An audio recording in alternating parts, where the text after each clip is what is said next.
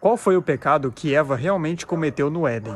Ao contrário da papinha de criança que costuma ser ensinada no sistema religioso, não foi uma cobrinha falante, um animal literal que teria enganado Eva e induzido Eva a comer uma maçã, e que essa maçã teria o efeito de contaminar completamente Eva e posteriormente contaminar Adão e toda a humanidade.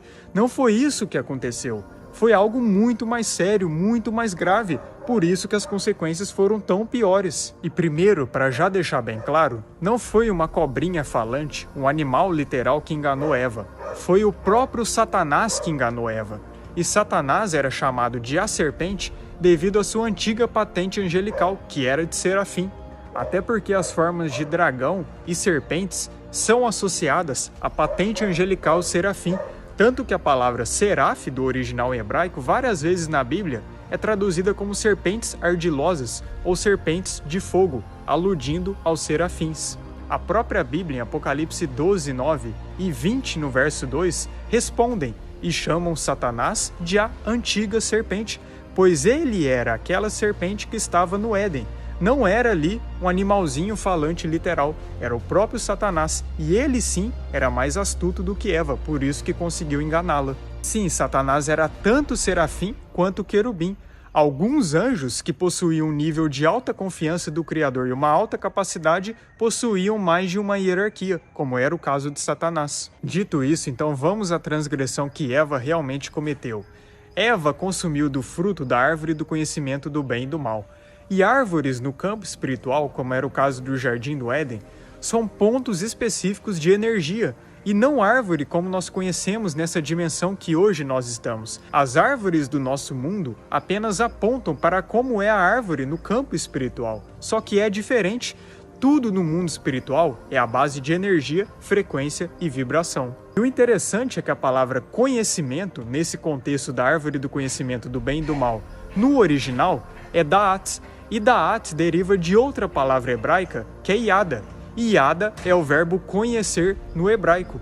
E o curioso é que o verbo conhecer no hebraico, várias vezes na Bíblia, aludem a relações íntimas, como no contexto de Gênesis 4:1, onde fala que Adão se deitou com a sua mulher, e ali a palavra original utilizada é Yada, pois no hebraico são utilizados vários eufemismos para indicar as relações íntimas. Então, notando o significado das palavras no original desses contextos, dá para se perceber que esse fruto da árvore do conhecimento do bem e do mal estava completamente ligado à parte de reprodução, à parte de relações íntimas. E esse fruto era uma energia tão forte dessa árvore do conhecimento do bem e do mal, capaz de alterar completamente o sentido de quem consumia esse fruto. E quem não estava preparado o suficiente para consumir dessa energia, a pessoa simplesmente se corromperia. Era necessário um certo amadurecimento para consumir desse fruto, o que não era o caso de Adão e Eva. Por isso que o Criador proibiu que eles consumissem desse fruto.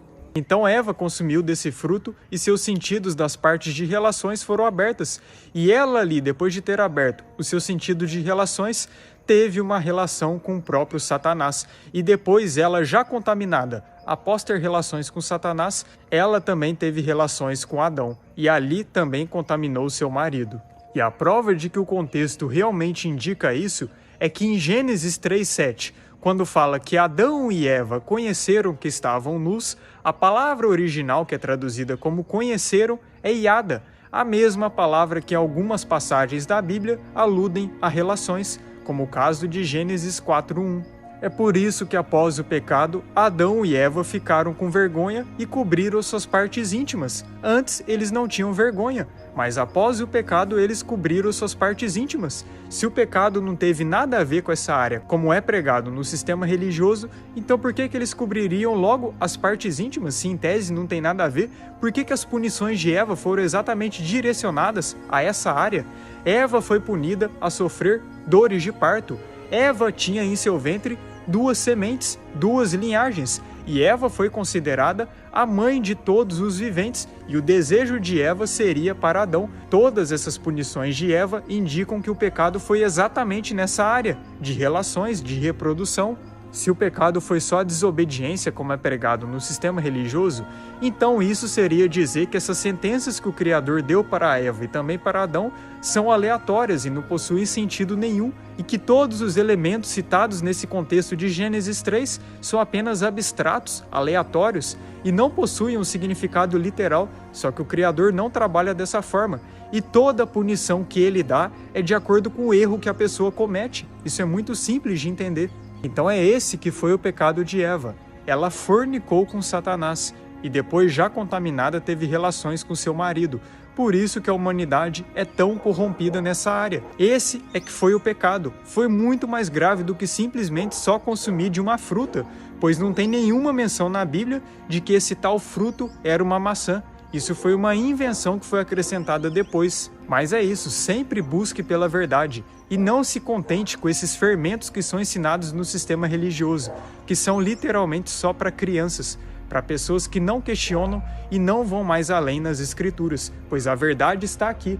Basta a gente estudar sempre com auxílio e direcionamento do nosso Criador, pois aí sim nós encontramos a verdade.